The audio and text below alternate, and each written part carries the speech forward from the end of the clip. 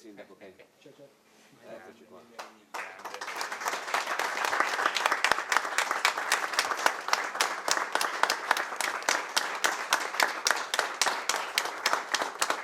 Eccola qui, l'immagine evocativa che caratterizzerà il francobollo del 50° del terremoto del Friuli, che sarà ricercato da tutti i collezionisti.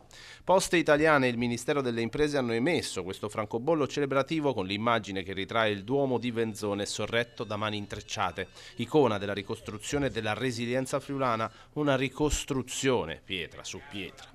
E questo sul francobollo è proprio l'espressione massima, perché la filosofia è stata sempre quella: ricostruiamo dove era prima e come era prima, ma come dicevo anche il Duomo di Venzone è proprio anche con le stesse pietre negli stessi posti, quindi veramente è l'emblema di quello che è stata la ricostruzione. Presentato a Udine alla presenza del presidente della regione Federiga e dell'assessore alla protezione civile Riccardi, il francobollo, che ha una tiratura di 180.000 esemplari, appartiene alla serie I Valori Sociali.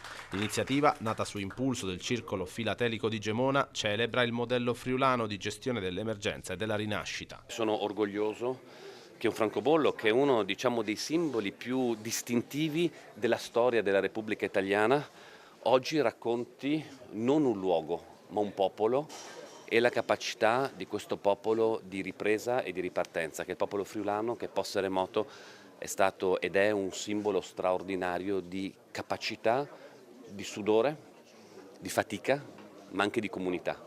Questo francobollo vuole raccontare questo e sono contento che entri nella storia filatelica italiana non un oggetto, ma lo spirito friulano. Tremani, che è proprio il simbolo di comunità, ma anche la collaborazione fra istituzioni che hanno lavorato insieme con grande senso di responsabilità, senza rivendicare prerogative, ma cercando di raggiungere il risultato. E questo è un insegnamento che dobbiamo tenere bene stretto ancora oggi.